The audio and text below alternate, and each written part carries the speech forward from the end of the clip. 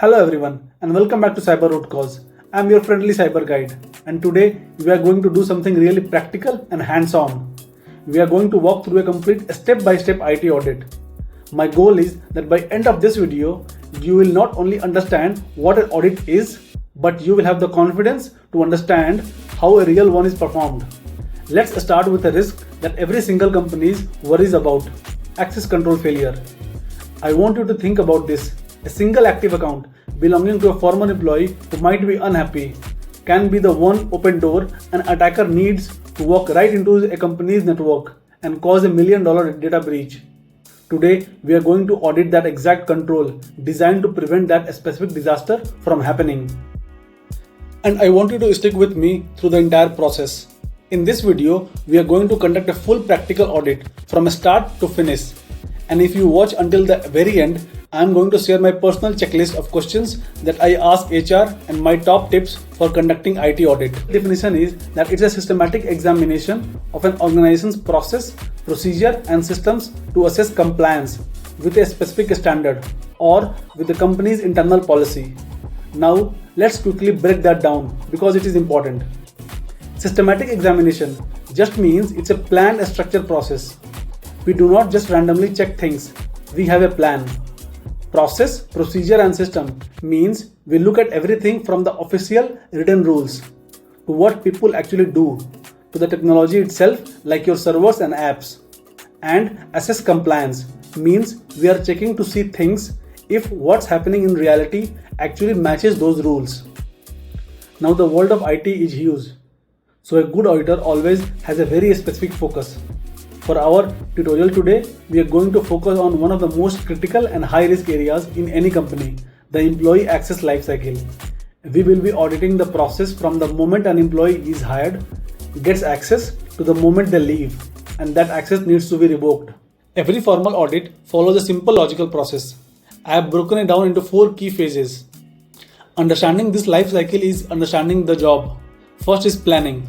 This is all about doing your homework before you start. For our audit, an example is defining our scope to only look at the employee access lifecycle. Second is fieldwork. This is hands-on investigation. In our demo, this is where we will request the list of former employees and test their accounts. Third is reporting. This is where you write up the findings. For our example, this would be creating that formal finding about the former employee's active account.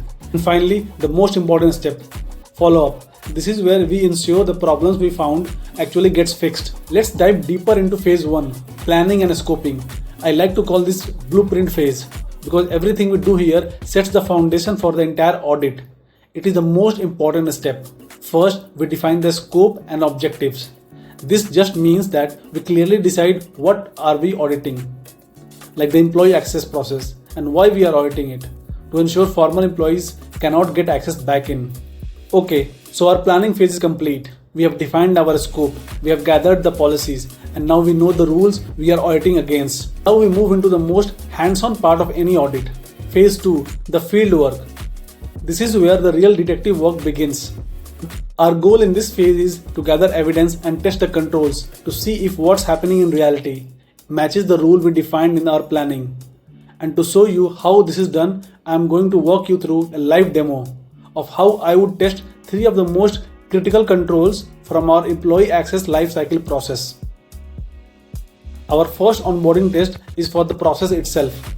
We need to verify the new hires are properly trained and have legally agreed to protect company data before they get access. So the first thing I would do is ask HR for completed onboarding checklist for 3 most recent hires. Once I have those, I am going to inspect them carefully. For this example, if I get a checklist and the box for signed confidentiality agreement is empty or there is no record of security awareness training, that is an immediate finding. It means a key control has failed and we need to investigate why. Next, we test the principle of least privilege. This is one of the most important concepts in all of cybersecurity. It simply means people should have the bare minimum access they need to do their jobs and nothing more. For our example, we are checking a new sales hire. If I look at their access rights and see they have permissions to view company's financial records, or even worse, have admin rights to a critical server, that's a major finding. And finally, our offboarding test. This is where so many companies fail and the consequence can be huge. We need to prove when someone leaves, their access is revoked completely and on time. We start by checking the offboarding checklist from HR. But we do not just trust the paperwork. We do what's called cross-verification. For our example, checklist might say Jane Smith's account was disabled on her last day. But when we ask IT for the actual system logs, we see her VPN account is still active. This is how a real auditor finds a critical issue. The process on paper failed in reality and the company is now exposed. Okay, our field work is done. Now we move to phase 3, reporting. This is where we take everything we have found and communicate it clearly. The process involves drafting report, giving management a chance to respond, and then issuing the final report to all key stakeholders. Now an audit is useless if nothing gets fixed. That brings us to the final and most important phase, follow-up. This is where you review the corrective action that the IT team has implemented. You might retest the control in a few months to validate that the fix is actually working. This is how you ensure the audit creates the lasting improvement and actually reduces the risk. Okay, as promised, you made it to the end. So here are my pro tips.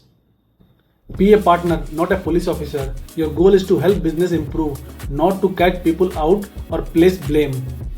A collaborative attitude will get you much better results. Focus on the risk, not just the finding. Do not just state the problem. Explain the business, the risk it creates. This is how you get leadership attention.